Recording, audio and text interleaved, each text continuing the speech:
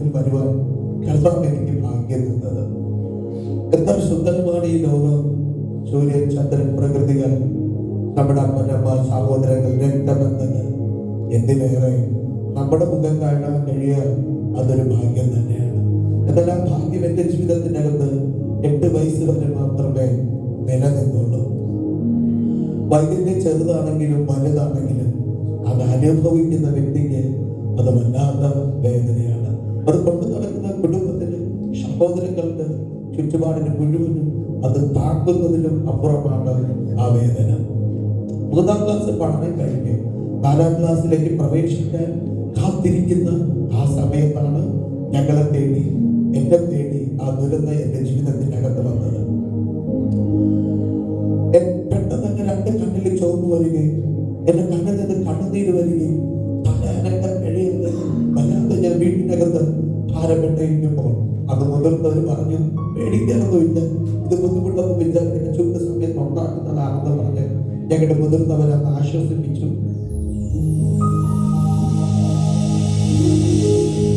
എന്നാൽ 1-2 ദിവസങ്ങൾ കഴിയുമ്പോൾ എന്റെ സ്ഥിതി വല്ലാതെ വഷളാകാൻ തുടങ്ങി, വല്ലാതെ ഭാരപ്പെടാൻ തുടങ്ങി. എനിക്ക് എന്റെ അസുഖം ഭയങ്കരമായി കൂടാൻ തുടങ്ങി. അങ്ങനെ ട്രിവാൻഡ്രത്തിലെ കണ്ണാശുപത്രിയിലേക്ക് എന്നെ കൊണ്ടുപോയി. ഐ ഹോസ്പിറ്റലിലേക്ക് എന്നെ കൊണ്ടുപോയപ്പോൾ വിദഗ്ധമായ ചികിത്സകൾ എനിക്ക് എന്റെ ഡോക്ടേഴ്സ് എനിക്ക് തരാൻ തുടങ്ങി. ഒത്തിരി റിപ്പോർട്ടുകൾ, ഒത്തിരി സ്കാനിങ്ങുകൾ, റിപ്പോർട്ടുകളൊക്കെ എനിക്ക് വേണ്ടി തന്നു. അതിനപ്പുറമായി എൻ്റെ ജീവിതമാകെ തകർന്ന നിമിഷങ്ങളായിരുന്നു ആ നിമിഷങ്ങൾ. എൻ്റെ ഡോക്ടർ ഫൈനലി എൻ്റെ അസുഖത്തെ അതിനെ കണ്ടുപിടിച്ചിട്ട് അദ്ദേഹം എൻ്റെ ഡോക്ടർ പിതാവിനോട് പറഞ്ഞ വാചകങ്ങൾ ഇന്നും എൻ്റെ ഹൃദയത്തിന് മായാത്ത മുറിവുകളായിട്ട് അതുണ്ട്. എൻ്റെ ഡോക്ടർ പറഞ്ഞത് ഇങ്ങനെയാണ്: 5 ലക്ഷത്തിൽ ഒരാൾക്ക് വരുന്ന മാരകമായ ക്യാൻസർ രോഗം ഇവന്റെ 2 കണ്ണിലും ബാധിച്ചിരിക്കുന്നു. എൻ്റെ ഡോക്ടർ പറഞ്ഞത് ഇവൻ അധികകാലം ജീവിക്കത്തില്ല, വെറും 39 ദിവസം മാത്രമേ ഇവൻ ഈ ലോകത്ത് ജീവിക്കാൻ ഭാഗ്യമുള്ളൂ. വീട്ടിലേക്ക് കൊണ്ടുപോകുക, ഞങ്ങളെ കൊണ്ട് ഒരു ചികിത്സയില്ല, ഞങ്ങൾക്ക് ഇതിനുള്ള മരുന്നില്ല എന്ന് പറഞ്ഞ് മുന്നോട്ട് ഒരു പ്രതീക്ഷയില്ല എന്ന് പറഞ്ഞ് തിരുവനന്തപുരം കണ്ണാശുപത്രി എന്നെ കൈ ഒഴിയുകയാണ്. എൻ്റെ പിതാവ് ചോദിച്ചു, എന്തെങ്കിലും ഒരു ഓപ്ഷൻ ഉണ്ടോ ഡോക്ടർ? ഡോക്ടർ പറഞ്ഞു, വേറെ ഈ കണ്ണിനെ റിമൂവ് ചെയ്യാനല്ലാതെ ഞങ്ങളെ കൊണ്ടൊന്നും ചെയ്യാൻ കഴിയില്ല എന്ന് പറഞ്ഞ് എൻ്റെ ഡോക്ടർ എൻ്റെ പിതാവിനെ കൈ ഒഴിയുകയാണ്.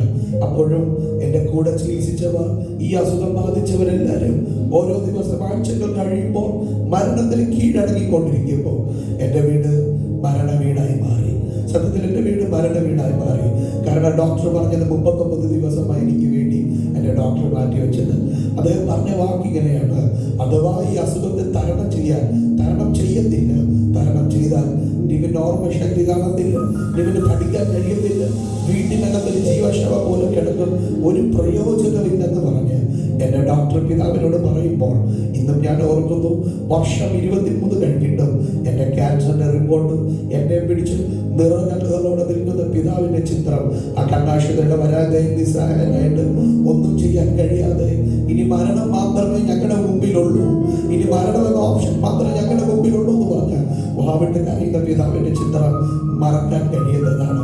ഏറ്റവും വലിയ സങ്കടം എന്ന് പറയുന്നത് എൻ്റെ അമ്മ ആ സമയത്ത് എൻ്റെ കൂടെ ഇല്ലായിരുന്നു. എൻ്റെ പെങ്ങൾക്ക് ജന്മം അവൾക്ക് ജന്മം കൊടുത്തുകൊണ്ടിരിക്കുകയായിരുന്നു. ഒരു സൈഡിൽ ഞാൻ മരിച്ചുകൊണ്ടിരിക്കുന്നു, മറു സൈഡിൽ എൻ്റെ പെങ്ങൾ ഈ ലോകത്ത് ജനിച്ചുകൊണ്ടിരിക്കുക. ഭയങ്കര സങ്കടം തോന്നി. അമ്മ അടുത്തില്ല, ആരുമില്ല. പിതാവ് വളരെ വിഷമമായി, വളരെ സങ്കടപ്പെട്ടിരിക്കുമ്പോൾ ഞങ്ങളുടെ പാസ്റ്ററിനോട് കൈമാറി. പാസ്റ്റർ പറഞ്ഞത് ഇങ്ങനെയാണ്: നമുക്ക് ദൈവത്തോട് പ്രാർത്ഥിക്കാമെന്ന് അദ്ദേഹം പറഞ്ഞു. സത്യത്തിൽ ആ വാക്ക് കൊണ്ട് വിശ്വസിക്കാൻ കഴിഞ്ഞില്ല.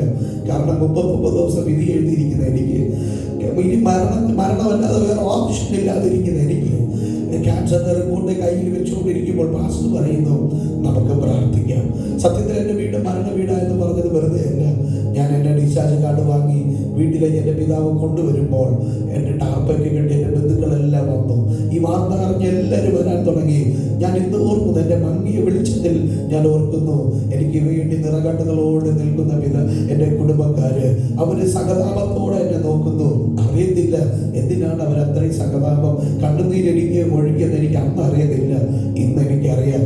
കാരണം അധികം ആയുസില്ല, അധിക കാലം മുന്നോട്ട് പോകത്തില്ലെന്ന് പറഞ്ഞ് അവരെല്ലാം സങ്കടപ്പെടുമ്പോൾ എൻ്റെ വീട്ടിൽ അന്ന് മുതൽ ഏതാണ്ട് 69 ദിവസം നിരന്തരമായ പ്രാർത്ഥന എൻ്റെ വീട്ടിനകത്ത് നടക്കാൻ തുടങ്ങി. എന്നെ ഒരു ശവത്തിൽ കിടന്നതുപോലെ കിടത്തിയിട്ട് എൻ്റെ തല മുതൽ പാദം വരെ കണ്ണുനീരൊഴുകി അഭിഷിക്തന്മാർ എനിക്ക് വേണ്ടി പ്രാർത്ഥിക്കുമായിരുന്നു, എനിക്ക് വേണ്ടി കരയുമായിരുന്നു. എനിക്ക് അവർക്ക് താങ്ങുന്നതിലും അപ്പുറമായിരുന്നു ഈ വാർത്ത. എൻ്റെ കുടുംബത്തിൽ താങ്ങുന്നതിലും അപ്പുറമായിരുന്നു. ഇന്ന് രാത്രി കാലം ഞാൻ പറഞ്ഞോട്ടെ, എൻ്റെ പിതാവ് എൻ്റെ മാതാവ് ഒരുപാട് ദിവസത്തിൽ കരഞ്ഞു, ഒരുപാട് ദിവസത്തിൽ പ്രാർത്ഥിച്ചു. എനിക്കറിയത്തില്ല എന്താണ് എൻ്റെ ശരീരത്തിൽ നടന്നുകൊണ്ടിരിക്കുന്നത്. എന്തോ നടക്കുന്നുണ്ടെന്ന് മനസ്സിലായി. കാരണം പെട്ടെന്ന് എൻ്റെ കാഴ്ച നഷ്ടപ്പെടുക, എനിക്കൊന്നും കാണാൻ കഴിയില്ല. വല്ലാത്ത വേദന എൻ്റെ ജീവിതത്തിനകത്തുണ്ടായിരുന്നു. പലരും എന്നോട് വന്ന് പറയാറുണ്ട്, മോനെ കാഴ്ചയില്ലാത്ത നല്ലതാണ്, നിനക്ക് ഈ ലോകത്തിൻ്റെ പാപമൊന്നും കാണണ്ടല്ലോ എന്നൊക്കെ എന്നോട് വന്ന് പറയുമ്പോൾ സത്യത്തിൽ അവർക്ക് അറിയത്തില്ല ഒരു കാഴ്ചയില്ലാത്ത മകനെ കൊണ്ട് നടക്കുന്ന അമ്മയുടെ വേദന എത്രയാണെന്ന് അവർക്കറിയില്ല. ഒരു ബാല്യം ഒരു യൗവനം മുഴുവനും ചെലവാക്കിയ ഒരു സഹോദരന്റെ വേദന എന്താണെന്ന് അവർക്കറിയത്തില്ല. ഈ ലോകത്ത് പിറന്നു വീണ പെങ്ങളെ കാണാൻ കഴിയാത്ത ഒരു സഹോദരന്റെ വേദന അവർക്കറിയത്തില്ല. ഇന്ന് രാത്രി കാലം ഞാൻ ആത്മാവിൽ പറഞ്ഞോട്ടെ, അങ്ങനെ വല്ലാതെ ഞങ്ങളുടെ കുടുംബം തകർന്നു പോയി, വല്ലാതെ ഭാരപ്പെട്ട് ഇനി മുന്നോട്ടൊരു ജീവിതമില്ല. 39 ദിവസം ഞങ്ങൾ വല്ലാതെ കാർന്നു തിന്നാൻ തുടങ്ങി. അങ്ങനെ പഠിക്കാൻ കഴിയാതെ വീട്ടിനകത്ത് ഓരോ ദിവസം ഇങ്ങനെ കഴിഞ്ഞുകൊണ്ടിരിക്കുക. ഓരോ ദിവസം കഴിയുമ്പോൾ എനിക്ക് 2 വർഷം എനിക്ക് പഠിക്കാൻ കഴിയില്ല. ഞാൻ മെന്റലി ഭയങ്കര ഡൗണായി. ഇപ്പോഴും എനിക്ക് വിശ്വസിക്കാൻ കഴിയുന്നില്ല ഞാനൊരു കാഴ്ചയില്ലാത്ത വ്യക്തിയാണെന്ന്. എനിക്ക് അന്നും അംഗീകരിക്കാൻ കഴിയുന്നില്ല, ഇന്നും എനിക്ക് അംഗീകരിക്കാൻ കഴിയുന്നില്ല. അങ്ങനെ എനിക്ക് വയലന്റ് ആകാൻ തുടങ്ങി. ഞാൻ വയലന്റ് ആകാൻ തുടങ്ങി. കാരണം എൻ്റെ സഹോദരങ്ങളെല്ലാം സ്കൂളിൽ പോകുമ്പോൾ ഞാൻ വീട്ടിനകത്ത് മൂലയിലിരിക്കുന്നു. ഒരു വീട്ടിനകത്ത് ഒന്നും ചെയ്യാൻ കഴിയാതെ ഓടിച്ചാടി നടന്ന് കോൺവെന്റ് സ്കൂളിൽ പഠിച്ചുകൊണ്ടിരുന്ന ഞാൻ പെട്ടെന്ന് ഒരു ദിവസം മുറിക്കകത്താകുക, ഒറ്റയ്ക്കിരിക്കുക എന്ന് പറഞ്ഞാൽ അതെന്നെ തകർക്കുന്നതായിരുന്നു. ഇന്ന് ഞാൻ ഓർക്കുന്ന ആ ഇരുണ്ട കാലഘട്ടം എൻ്റെ ജീവിതത്തിൻ്റെ അകത്ത്. അങ്ങനെ എന്നെ വയലന്റ് ആകാൻ തുടങ്ങിയപ്പോൾ എൻ്റെ മാതാപിതാക്കൾ കണ്ടുപിടിച്ചു, അന്തരം പഠിക്കുന്ന സ്കൂളുണ്ടെന്ന് അവർ കണ്ടുപിടിച്ചു. അത് തിരുവനന്തപുരത്ത് തന്നെ ഉണ്ടെന്ന് അവർ കണ്ടുപിടിച്ചു. എന്നെ അവിടെ തെങ്ങി കൊണ്ടുപോയി. ഞാൻ ലൈഫിൽ ഏറ്റവും തകർന്നത് അവിടെയാണ്. അവിടെ പോയപ്പോൾ ഇങ്ങനെ ഒരു ലോകം ഉണ്ടോന്ന് പോലും എനിക്ക് ആദ്യമായിട്ട് ഞാൻ കാണുന്നത്. കാരണം വിരലിൽ എണ്ണാവുന്നവർക്ക് മാത്രമേ അവിടെ കാഴ്ചയുള്ളൂ. എന്നെ പഠിപ്പിക്കുന്ന അധ്യാപകർക്ക് കുറച്ചു പേർക്ക് കാഴ്ചയുള്ളൂ. എന്ന് പറഞ്ഞാൽ എന്നെ ഇരുട്ടിൽ നിന്ന് വീണ്ടും ഇരുട്ടിന്റെ ലോകത്തിലേക്ക് തള്ളപ്പെട്ട ഒരവസ്ഥ. ഞാൻ ഹോസ്റ്റലിലായി, വീട്ടിൽ നിന്ന് മാറി നിന്ന്, അപ്പനമ്മയിൽ നിന്ന് മാറി നിന്ന് വല്ലാത്തൊരു കാലഘട്ടം എൻ്റെ ജീവിതത്തിൻ്റെ അകത്തുണ്ടായിരുന്നു. ഇന്ന് രാത്രി കാലം ഞാൻ ഈ ചർച്ചിനോട് പറഞ്ഞോട്ടെ, വല്ലാത്തൊരു കാലം എൻ്റെ ജീവിതത്തിൻ്റെ അകത്തുണ്ടായിരുന്നു. അങ്ങനെ പ്രാർത്ഥിക്കുകയും അങ്ങനെ ദൈവസന്നിധിയിൽ കരയുകയും ചെയ്തു. ഇന്ന് രാത്രി കാലം ഞാൻ പറഞ്ഞോട്ടെ, അന്നും LKG പഠിക്കുമ്പോഴും എൻ്റെ അമ്മ എന്നെ കൈ പിടിച്ചുകൊണ്ട് പോകുമായിരുന്നു. ഇന്നും എൻ്റെ അമ്മ അതേപോലെ കൈ പിടിച്ചുകൊണ്ട് പോകും. പല കല്യാണ വീട്ടിലൊക്കെ പോകുമ്പോൾ ഭയങ്കര വിഷമം തോന്നാറുണ്ട്. കർത്താവേ, അവരെല്ലാം ഓടിച്ചാടി ഓരോ കാര്യങ്ങളൊക്കെ ചെയ്യുമ്പോൾ ഒന്നും ചെയ്യാൻ കഴിയാതെ നിസ്സഹായനായി അവിടെ ഇരിക്കുന്ന അവസ്ഥ വല്ലാത്തതാണ്. ഇന്ന് രാത്രി കാലം ഞാൻ പറഞ്ഞോട്ടെ, എൻ്റെ കാഴ്ച പോയി, സത്യമാണ്. പക്ഷേ കർത്താവ് എനിക്ക് ആയുസിനെ കർത്താവ് മടക്കി തന്നു. കാഴ്ച പോയി, സത്യമാണ്. പക്ഷെ ആയുസിനെ കർത്താവ് എനിക്ക് മടക്കി തന്നു. അന്ന് 8 വയസ്സിൽ ഞാൻ കേട്ട പ്രവചന ശബ്ദങ്ങളുണ്ട്. ആ 69 ദിവസത്തിനകത്ത് മരണത്തിന്റെ റിപ്പോർട്ട് കയ്യിൽ പിടിച്ചിരിക്കുന്ന എൻ്റെ പിതാവ് എന്നോട് പരിശുദ്ധാത്മ പറഞ്ഞ ദൈവശബ്ദമുണ്ട്, ഇവർ രാജ്യങ്ങളിൽ പ്രസംഗിക്കും, ദേശാന്തരങ്ങളിൽ കർത്താവിനെ ഉയർത്തും, ദൈവത്തിന് വേണ്ടി പ്രയോജനപ്പെടുമെന്ന് പറഞ്ഞപ്പോൾ അതൊന്നും അത്ര വിശ്വസിക്കാൻ കഴിഞ്ഞില്ല. പക്ഷെ ഇന്ന് IBC ചർച്ചിൽ, അബുദാബി IBC ചർച്ചിൽ വന്ന് നിൽക്കുമ്പോൾ ഞാൻ അഭിമാനത്തോടെ പറയാം, ജീവിക്കുന്ന യേശുവുണ്ട്, അത്ഭുതം ചെയ്യുന്ന യേശുവുണ്ട്, അത്ഭുതം ചെയ്യുന്ന കർത്താവ് നമ്മുടെ ഉണ്ട്. നിങ്ങൾ ചിന്തിക്കും, ബ്രദർ എല്ലാ പ്രശ്നം ഇപ്പം തീർന്നു, എൻ്റെ ലങ്സ് 60% ചുരുങ്ങിയിട്ടാണ്, ഡെയിലി 7 ഇൻഹേലർ എടുക്കാതെ എനിക്ക് നിൽക്കാൻ കഴിയത്തില്ല. അതുപോലെ തന്നെ ഇന്ന് എൻ്റെ ശബ്ദമെല്ലാം നല്ലതാണെന്നൊക്കെ പറയുമ്പോൾ ഒത്തിരി സന്തോഷം തോന്നാറുണ്ട്. പാസ്റ്ററെ, ഈ മൈക്ക് പിടിക്കാൻ കൊതിച്ച നാളുകൾ എൻ്റെ ജീവിതത്തിൻ്റെ അകത്തുണ്ടായിരുന്നു. ഞാൻ ജനിച്ച് ഇവിടെ കൂടുതൽ അമ്മമാരാണ് എനിക്ക് ഇരിക്കുന്നവർക്ക് പറഞ്ഞ് മനസ്സിലാകും. ഞാൻ ജനിച്ച് വീഴുമ്പോൾ എനിക്ക് മിൽക്ക് കുടിക്കാൻ കഴിയാതെ, അതിനുള്ള കപ്പാസിറ്റി ഇല്ലാതെ, അണ്ണാക്കില്ലാതെ വളരെ ഭാരപ്പെട്ടപ്പോൾ എൻ്റെ മാതാവ് ഫീഡിംഗ് ബോട്ടിൽ വലിയ ഹോളിട്ടിട്ടാണ് എന്നെ വളർത്തിയത്. അതിൻ്റെ വേദന ഞാൻ മനസ്സിലാക്കിയത് എൻ്റെ സ്കൂൾ കാലഘട്ടത്തിലാണ്. എൻ്റെ കൂട്ടുകാരോടൊക്കെ സംസാരിക്കുമ്പോൾ അവർക്കൊരു കുഴപ്പമില്ല, പക്ഷെ അവർ എൻ്റെ കുഴപ്പത്തിലേക്ക് വരും. അവർക്കൊരു പ്രശ്നമില്ല, അവർക്ക് ഇതൊരു തമാശയാണ്. പക്ഷെ കേൾക്കുന്നവനെ എത്രത്തോളം തകർക്കുമെന്ന് അവർക്കറിയത്തില്ല. അങ്ങനെ വല്ലാതെ ഭാരപ്പെട്ട് എൻ്റെ ചർച്ചിലെ പാട്ടൊക്കെ പാടുമ്പോൾ എനിക്ക് കൊതിയാണ് കർത്താവേ. കാരണം എനിക്ക് ആരും മൈക്ക് തരത്തില്ല. അക്ഷരസ്ഫുടത ഇല്ലാത്ത പാട്ടുകാരന് ആരാച്ചാ മൈക്ക് കൊടുക്കുക? ആരും മൈക്ക് കൊടുക്കത്തില്ല. പക്ഷെ ഭയങ്കര കൊതിയാണ്. ഞാൻ ഞങ്ങളുടെ ചർച്ചിൻ്റെ ആരാധനയൊക്കെ കഴിഞ്ഞ് മൈക്ക് എടുത്തുകൊണ്ട് പോകുമ്പോൾ ആ സ്റ്റാൻഡിൻ്റെ അടുത്ത് നിന്ന് പാടിയ ഒരാളാണ് ഞാൻ. കൊതിയായിരുന്നു എനിക്ക് മൈക്കിൽ എൻ്റെ ശബ്ദം എങ്ങനെയായിരിക്കും, എൻ്റെ ഔട്ട്പുട്ട് എങ്ങനെയായിരിക്കും എന്ന് പറഞ്ഞ് കൊതിച്ച നാളുകൾ എൻ്റെ ജീവിതത്തിൻ്റെ അകത്തുണ്ടായിരുന്നു. ഇന്ന് രാത്രി കാലം ഞാൻ ആത്മാവിൽ പറഞ്ഞുകൊണ്ട് അപ്പോഴും ഞാൻ കേൾക്കുന്ന ദൈവശബ്ദം, നിവിൻ ദൈവരാജ്യത്തിന് വേണ്ടി പാടും, നിവിൻ ദൈവരാജ്യത്തിന് വേണ്ടി പ്രസംഗിക്കും, ദേശാന്തരങ്ങളിൽ പോയി കർത്താവിന്റെ നാമത്തെ ഉയർത്തുമെന്ന് പറയുമ്പോൾ ഈ ശബ്ദവും ഇനി വാഗ്ദത്തം തമ്മിൽ യാതൊരു ബന്ധമില്ല.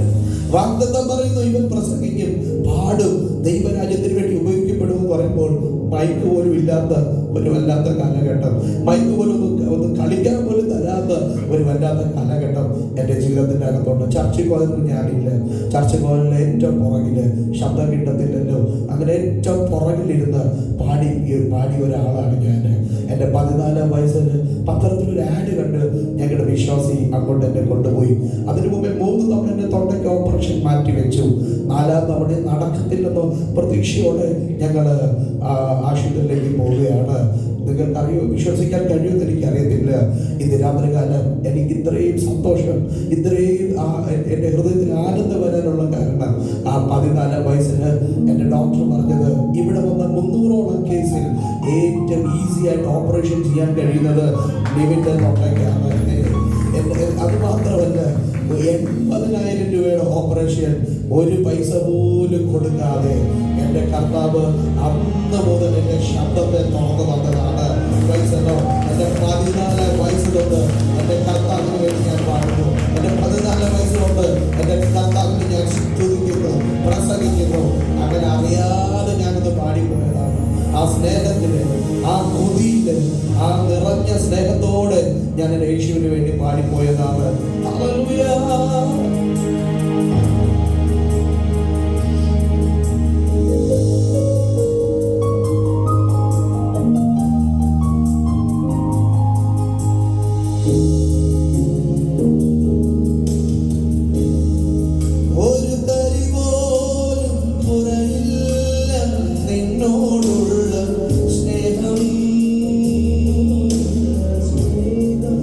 എന്നുയിരേ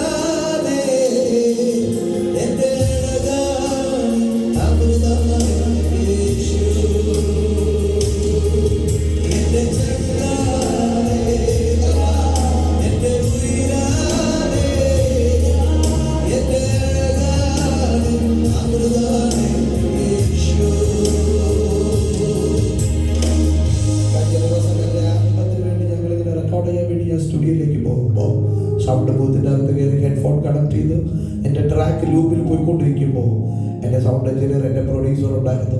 എനിക്ക് പാടാൻ കഴിയുന്നില്ല. അപ്പോൾ എൻ്റെ സൗണ്ട് എഞ്ചിനീയർ പറഞ്ഞു, ഇങ്ങനെ പാടണം. എൻ്റെ പ്രൊഡ്യൂസർ പറഞ്ഞിട്ട് എന്ത് പറ്റി? ഞാൻ പറയാൻ കൊല്ലാച്ച ഈ ശബ്ദം കൊണ്ട് അവഗണിക്കപ്പെട്ട ഒരാളാണ് ഞാൻ. ഈ മൈക്കൊന്ന് തൊടാൻ വേണ്ടി കൊതിച്ച നാളുകൾ എൻ്റെ ജീവിതത്തിൻ്റെ അകത്തുണ്ട്. ഞാനാണ് ഇത് റെക്കോർഡിംഗ് സ്റ്റുഡിയോയ്ക്കകത്ത് എൻ്റെ കർത്താവിന് വേണ്ടി പാടാൻ അവസരം തന്നത്. ഇത് രാത്രി എത്ര പേര് വിശ്വസിക്കുന്ന എനിക്കറിഞ്ഞോളൂ. ശബ്ദം കൊണ്ട് ഒറ്റപ്പെടലെന്നൊക്കെ പറഞ്ഞു ഏറ്റവും കൂടുതൽ ജീവിതത്തിൽ അനുഭവിച്ച ഒരാളാണ് ഞാൻ. ഇത് രാത്രി അപകടം എന്നൊക്കെ പറഞ്ഞ് ഒരാൾ പോലും അവഗണിച്ച് മാറ്റി നിർത്തിയ സ്ഥാനത്ത് 23 വർഷം കൊണ്ട് കാത്തിരുന്നു, 23 വർഷം കൊണ്ട് പ്രാർത്ഥിക്കുന്നു, 23 വർഷം ദൈവസന്നിധിയിൽ ആഗ്രഹിച്ച കാര്യമാണ് ഇന്ന് നിങ്ങളുടെ മുമ്പിൽ പല പാട്ടുകളായി വാട്സാപ്പ് സ്റ്റാറ്റസ് ആയിട്ട് വന്നത്. പെട്ടെന്ന് തന്നെ സാറേ ഇത് രാത്രികാലം പണിത് എടുക്കുന്നൊരു ദൈവമുണ്ട്.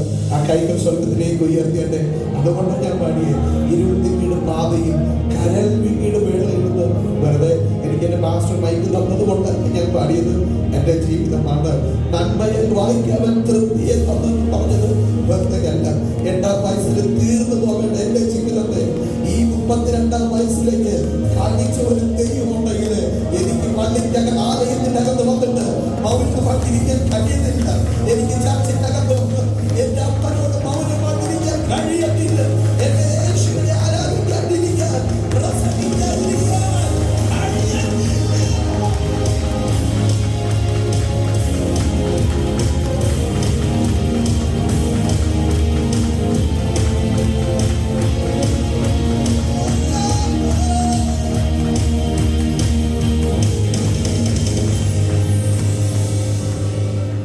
ഇങ്ങനെ ഓരോ അസുഖങ്ങൾ ഇങ്ങനെ മാറി ജീവിതത്തിൽ വന്നപ്പോഴാണ് 2012 എന്നെ തകർത്ത് കളഞ്ഞ വിഷയം എൻ്റെ ജീവിതത്തിൻ്റെ അകത്തുണ്ടായി. ആ വിഷയത്തിലാണ് എൻ്റെ അനിയൻ എയർപോർട്ടിൽ ജോലി ചെയ്തുകൊണ്ടിരിക്കുമ്പോൾ അവൻ പെട്ടെന്ന് ആ റാമ്പിൽ നിന്ന് അവൻ താഴെ വീഴുകയാണ്. ഞങ്ങൾ കേട്ട വാർത്ത, ആ ഫോൺ കോൾ എന്ന് പറയുന്നത് ഞാൻ ജീവിതത്തിൽ ഇന്നും ഓർക്കാൻ ഇഷ്ടപ്പെടാത്ത ആ നിമിഷങ്ങളായിരുന്നു. എനിക്ക് ഞങ്ങളുടെ ആശുപത്രിയിൽ വന്ന് എന്നെ പോലെ തന്നെ അതേ കണ്ണാശുപത്രിയിൽ തന്നെ അവിടെ അവൻ അഡ്മിറ്റായി. അവിടുന്ന് അവൻ്റെ ഫ്രണ്ട്സ് വിളിച്ച് പറഞ്ഞൊരു കാര്യമുണ്ട്, എബിൻ്റെ 2 കണ്ണിലും കാഴ്ച നഷ്ടപ്പെട്ടു, അവനൊന്നും കാണാൻ കഴിയുന്നില്ല, എന്തോ ഒരു മങ്ങിയ വെളിച്ചം മാത്രമേ ഉള്ളൂ എന്ന് പറഞ്ഞ് അവിടുന്ന് ഒരു ഫോൺ കോൾ വന്നപ്പോൾ ഞങ്ങളുടെ കുടുംബം തകർന്നുപോയി. ഞാൻ അതിനപ്പുറം തകർന്നുപോയി. എൻ്റെ ബന്ധുക്കൾ, ചർച്ചക്കാർ, കൂടെ നിന്നവരെല്ലാം പറഞ്ഞു, ചേട്ടനെ പോലെ അനിയനോ. എനിക്കിങ്ങനൊരു ഹിസ്റ്ററി ഉള്ളത് കൊണ്ട് എല്ലാവരും എന്നെ മാത്രമേ പറയത്തുള്ളൂ. ഞാൻ ദൈവത്തോട് എൻ്റെ വീട്ടിൻ്റെ മുറ്റത്ത് പരിസരമൊന്നും നോക്കാതെ കമിഴ്ന്ന് കിടന്നിട്ട് ഞാൻ പറഞ്ഞു, ലോർഡ്, ഞാൻ എൻ്റെ വീട്ടിൽ ഞാനിങ്ങനെ എൻ്റെ അനിയൻ അങ്ങനെ ആക്കരുതെന്ന് പറഞ്ഞു ദൈവത്തോട് കരഞ്ഞു. ഒരാൾ പെട്ടെന്ന് പാസ്റ്റർ ആകുകയല്ല, ഒരാൾ പെട്ടെന്ന് പ്രവാചകനാകുകയല്ല, ഒരാൾ പെട്ടെന്ന് വർഷിപ്പ് ലീഡർ ആകുകയല്ല. ദൈവമാണ് ആ മനുഷ്യനെ പണിതുകൊണ്ട് വരുന്നത്. ഞാൻ വാവിട്ട് കയറിട്ട് പറഞ്ഞു, ദൈവമേ, എനിക്കറിയാം അന്തത്തിൻ്റെ വേദന എന്താണെന്ന്. ഞാനിപ്പോൾ യൂസ്ഡായി. പക്ഷെ അവൻ നല്ല പ്രായമുണ്ട് കർത്താവെ, അവൻ്റെ ഇത് ചെയ്യരുതെന്ന് പറഞ്ഞു. ഞാൻ ദൈവത്തോട് പറഞ്ഞു, കർത്താവ് അതിനേക്കാൾ നല്ലത് അങ്ങനെ എടുക്കണം, എനിക്ക് വയ്യ, ഞാൻ മടുത്തോപ്പാന്ന് പറഞ്ഞു. കാരണം എനിക്ക് അതിൻ്റെ ബുദ്ധിമുട്ടെന്താണെന്നറിയാം. എന്നെ പിടിച്ചോണ്ട് നടക്കുന്ന അമ്മയുടെ വേദന എനിക്കറിയാം. ഇനി അവനെ കൂടെ പിടിച്ചോണ്ട് നടക്കണമല്ലോ എന്ന് പറഞ്ഞു ഞാൻ എൻ്റെ ദൈവത്തോട് കരയാൻ തുടങ്ങി, പ്രാർത്ഥിക്കാൻ തുടങ്ങി. ഇന്ന് രാത്രി കാലം ഈ ചർച്ചിൽ നോക്കിയിട്ട് ഞാൻ പറയുന്നു, ഭയങ്കര സങ്കടം ഞങ്ങളുടെ ജീവിതത്തിൻ്റെ അകത്ത് വന്നു. ആദ്യ ദിവസം തന്നെ ഇവരെ സ്കാനിങ്ങിന് വേണ്ടി ഞങ്ങൾ കുടുംബമായിട്ട് കൊണ്ടുപോയപ്പോൾ കുമാരൻ്റെ ദേവിയെ സ്കാനിങ് സെൻ്ററുണ്ട്. ഞാൻ ആ താഴെ കിടന്ന് ദൈവത്തോട് പറഞ്ഞു, പറയാൻ പാടില്ല, പക്ഷെ ഞങ്ങളുടെ ദൈവമേ, എന്നെ ചതിക്കരുതമ്മ, എന്നെ ചതിക്കരുതമ്മ, ഞങ്ങളുടെ ജീവിതത്തിൽ താങ്ങുന്നതിനപ്പുറമാണെന്ന്. ആ റോഡിൽ കിടന്ന് ഞാൻ ദൈവത്തോട് കരയാൻ തുടങ്ങി, പ്രാർത്ഥിക്കാൻ തുടങ്ങി. ഞാനിങ്ങനെ ഞാൻ ഓക്കെ കർത്താവ്, പക്ഷെ അവന് ഇതൊന്നും അറിയുന്നില്ല. ഞാൻ എൻ്റെ അനിയൻ്റെ ബ്രെയിൽ ലിപി പഠിപ്പിച്ചു കൊടുക്കുന്ന കാര്യം എനിക്ക് ചിന്തിക്കുന്നതിനും അപ്പുറമാണ്. ഞാൻ ഒരു വൈറ്റ് സ്റ്റിക്ക് വൈക്കാനെടുത്ത് നടത്തിക്കുന്ന കാര്യം എനിക്ക് ഓർക്കാൻ കൂടി കഴിയുന്നില്ല. എൻ്റെ ദൈവത്തോട് ഞാൻ പറഞ്ഞു, അങ്ങനെ ചെയ്യരുത് കർത്താവേ എന്ന് ദൈവത്തോട് പറയുന്നു. ദൈവം എന്നോട് ഒന്നും മിണ്ടിയില്ല, കർത്താവ് എന്നോടൊന്നും മിണ്ടിയില്ല. പക്ഷെ ഇന്ന് രാത്രി ഞാൻ പറയാം, ഞങ്ങളെ 2 പേരെ അബുദാബി മണ്ണിലേക്ക് കൊണ്ടുവന്നില്ല. ഇന്ന് രാത്രി കാലം വെറുതെ ഞങ്ങൾ വന്നത്, ഞങ്ങൾ ദൈവം കൊണ്ടുവന്നതാണ്. ദൈവം ഞങ്ങളെ കൊണ്ടുവന്നതാണ്. ലോകത്തിൽ ഏറ്റവും വലിയ സംഗീതം എനിക്ക് എൻ്റെ അനിയത്തിയെ കാണാൻ പറ്റിയില്ല, എൻ്റെ ഭാര്യയെ കാണാൻ പറ്റിയില്ല. പക്ഷെ ഇന്ന് ഞാൻ ദൈവത്തോട് പരാതി പറഞ്ഞു, കർത്താവേ വിഷമം തോന്നും, പല സമയം വിഷമം തോന്നും. എന്താപ്പാ എനിക്ക് ശ്വാസം തന്നില്ല, കാഴ്ചയും തന്നില്ല, ഇതൊന്നും ശബ്ദവും തന്നില്ല, എന്നതാപ്പാ ഇവരൊന്നും കാണാനും ദൈവം എനിക്ക് ഭാഗ്യം തന്നില്ല. എൻ്റെ സഹോദരങ്ങൾ, എന്നെ കൊണ്ട് നടക്കുന്ന സഭ, എന്നെ സ്നേഹിക്കുന്നവര് എന്നോട് പരിശുദ്ധാത്മ പറഞ്ഞൊരു ദൈവശബ്ദമുണ്ട്, മോനെ ആരും അനുഭവിക്കുന്ന വേദന നീ അനുഭവിക്കുന്നുണ്ടെങ്കിൽ ആർക്കുമില്ലാത്ത ശുശ്രൂഷ ദൈവം നിനക്ക് തരാൻ പോവുകയാണ്. ആരും അനുഭവിക്കുന്ന വേദന നീ അനുഭവിക്കുന്നുണ്ടെങ്കിൽ, ആർക്കുമില്ലാത്ത ഞെരുക്ക നിനക്കുണ്ടെങ്കിൽ, ആർക്കുമില്ലാത്ത വിശാലത ദൈവം തരാൻ ഈ ഈവിനിങ്ങിൽ പരിശുദ്ധാത്മാവിനോട് പറയാൻ പറഞ്ഞ ഒരു ദൈവശബ്ദമാണ്. പരിമിതിയെ വെല്ലുന്ന അഭിഷേകം ഈ ഹോളിനകത്തുണ്ട്. പരിമിതി പറയാമെങ്കിൽ എനിക്ക് ഒരുപാട് പറയാനുണ്ട്. പക്ഷെ ഇത് ഈ മൈക്കെടുത്ത് നിർത്തിയത് എന്റെ മേൽ പകർന്ന അഭിഷേകമാണ്.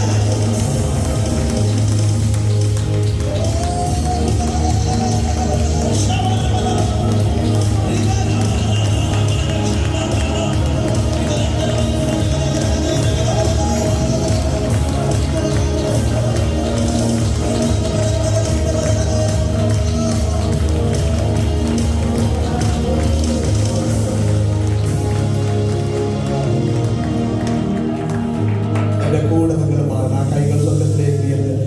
എനിക്ക് നിങ്ങളുടെ ശബ്ദം കേൾക്കണം, എനിക്ക് ഇഷ്ടമാണ് നിങ്ങൾ പാടുന്നത് കേൾക്കാൻ. ഒരു തരി പോലും കുറയില്ല നിന്നോടുള്ള സ്നേഹം, എന്നുയിരേ കളരികിൽ നീ എന്നുമെന്നും വേണം.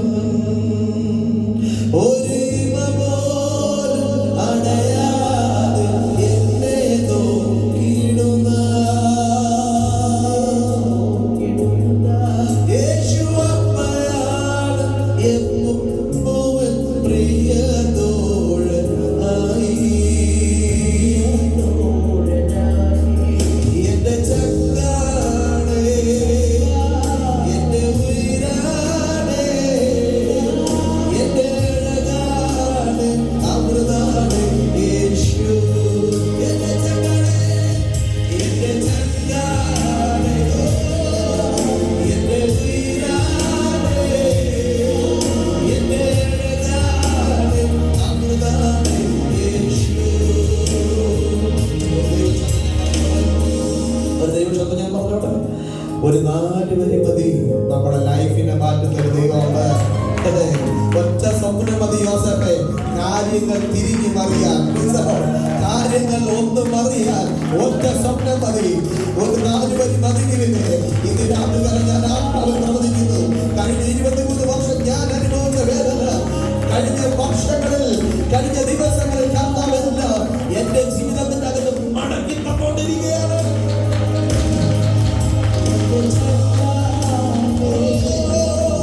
എന്റെ ഉയരാണ്, എന്റെ അഴകാണ്, അമൃതാണ് യേശു. ഒത്തിരി ദൈവശബ്ദം പറയണമെന്ന് ആഗ്രഹമുണ്ട്. കർത്താവ് അനുവദിക്കുകയാണെങ്കിൽ അടുത്ത തവണ ഈ രാജ്യത്തിൽ കർത്താവ് എനിക്ക് വഴി തുറക്കുകയാണെങ്കിൽ നമുക്ക് നേരിട്ട് കാണാം. കർത്താവ് നമ്മൾ അനുഗ്രഹിക്കട്ടെ. Thank you so much.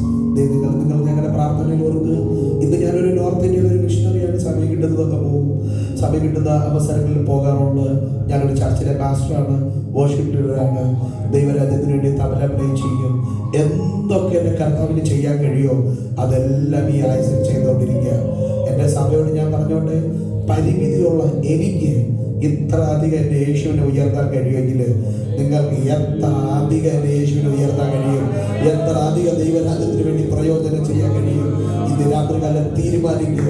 തന്ന കഴിവുകളെ, തന്ന ആയുസിനെ, തന്ന നന്മകളെ ദൈവരാജ്യത്തിന് വിട്ടുകൊടുക്കുക. ദൈവ അസാധ്യമായി മാറ്റട്ടെ എന്ന് പ്രാർത്ഥിച്ചുകൊണ്ട് ഞാൻ എൻ്റെ വാക്കുകൾ വിരമിക്കുന്നു.